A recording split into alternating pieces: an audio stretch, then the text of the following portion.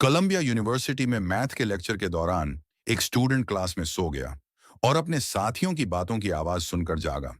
जब लेक्चर खत्म हुआ तो उसने देखा कि प्रोफेसर ने व्हाइट बोर्ड पर दो सवाल लिखे थे। उसने सोचा कि ये होमवर्क के सवाल हैं, इसलिए उसने उन्हें अपनी नोटबुक में लिख लिया ताकि बाद में हल कर सके। जब उसने पहली बार इन सवालों को हल करने की कोशिश की तो उसे ये काफी मुश्किल लगे, लेकिन उसने हिम्मत नहीं हारी और घंटों लाइब्रेरी में तहकीक और स्टडी किया।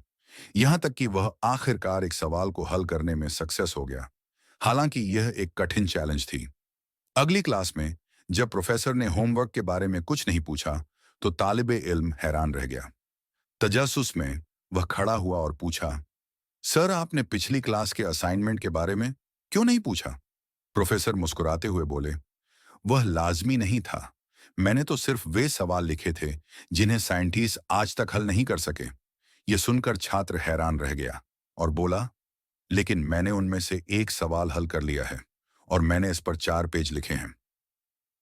आखिरकार उसकी इस खोज को यूनिवर्सिटी ने एक्सेप्ट किया और उसका हल कोलंबिया यूनिवर्सिटी के रिकॉर्ड में शामिल कर लिया गया। ये 4 पन्ने आज भी यूनिवर्सिटी में मौजूद हैं। स्टूडेंट के सफल होने की सबसे बड़ी वजह यह थी कि उसने प्रोफेसर को यह कहते हुए नहीं सुना था कि यह सवाल इम्पॉसिबल है। उसने सिर्फ यह समझा कि यह एक सवाल है जिसे हल करना है, और बिना किसी मायूसी के मेहनत और लगन के साथ उसने इसे हल कर लिया। यह कहानी हमें एक अहम सबक देती है।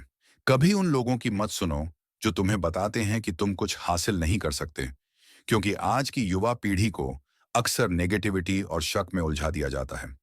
कुछ लोग जानबूझकर नाकामी और मायूसी के बीज बोते हैं, लेकिन याद रखो, तुम्हारे अंदर अपनी मंजिल तक पहुंचने, कठिनाइयों को पार करने और अपने सपनों को पूरा करने की पूरी ताकत मौजूद है।